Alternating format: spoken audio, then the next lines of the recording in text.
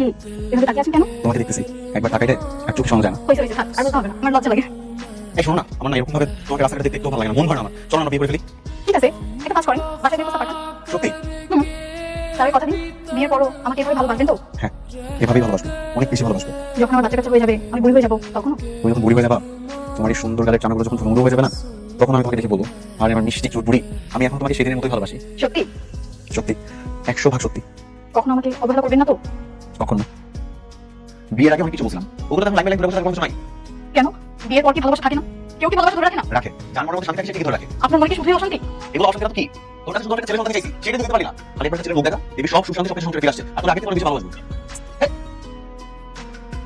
এই যে নে ফল খা, এখন থেকে বেশি বেশি করে ফল খাবি। ফল খেলে বাচ্চার গায়ের রঙ সুন্দর হবে। আর শোন, দুধ ডিম এগুলো বেশি বেশি করে খা। মা, তোমার একলা দুধ আনতে বসে এত সময় লাগে? এই তো আসছি মা, এই নাও দুধটা খেয়ে নাও। ও, তুমি আর তোমার হাতে কোনো খাবার আমাকে দিও না প্লিজ। কেন আপু, ওর জন্য খাবার নিয়ে কি সমস্যা? কারণ ও একটা অপয়া, আর আমি চাই না ও সংস্পর্শে এসে আমার কথা বলতো। বোমা, আমার মেয়ে একদম ঠিক কথা বলছে। তুমি তোমার ওই মাইয়া নিয়ে আমার মেয়ের সামনে একদম কথা যাও, দূরে দূরে থাকা দিছো। দাদি তুমি আমার মাকে কেন বোকা দিছো? তুমি অনেক পচা। হ্যাঁ, আমি তো পাসা, আর তোমার নাই খুব ভালো। শ্রেয়া, বড়দের সাথে বেয়াদবি করে না মা, চলো। আর আপনি রিপোর্ট দেখছেন আমাদের কি হচ্ছে ছেলে মেয়ে? কি অদ্ভুত মানুষ, কোথায় আপনি জিজ্ঞেস করবেন বাচ্চা কেমন আছে, সুস্থ আছে কিনা, সেখানে আপনি জিজ্ঞেস করতেছেন বাচ্চা ছেলে না মেয়ে। ম্যাডাম, আমাদের অলরেডি মেয়ে বাচ্চা আছে। বিদেশের আইন জানেন না?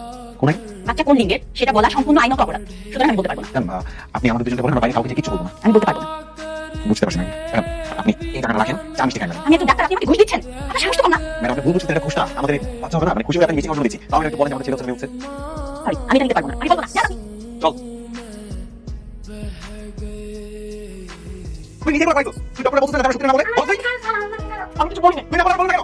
জানি না বল সত্যি। মেরে ফেলেন আমাকে, ছেলে ছেলে কথা বলে দেখেছেন, যেমন আছে তাই বলতেছেন। আমার ছেলেই লাগবে, এবার যদি ছেলে না আমি হচ্ছে তাহলে ঠিক বলবো, তোর সাথে সংসার করবো না।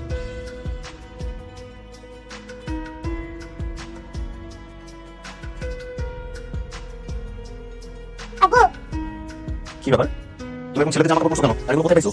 পাশের বাসায় আমাদের বাসা আছে না, এগুলো পড়াশোনা তুমি? তখন না ছেলে পছন্দ, তাই আমি ছেলে সেজে আসিছি। যাও, এখনই বলে চেঞ্জ করে আসো। না, আমি এটাই করে থাকবো।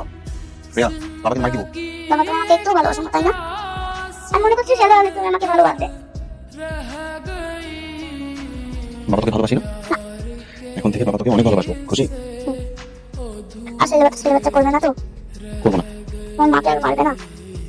পারবো না মা, এখন মারবো না। যাও, এবার সুন্দর করে ড্রেস চেঞ্জ করে ফেলো, আমার লক্ষ্মী মেসে যাও, ঠিক আছে?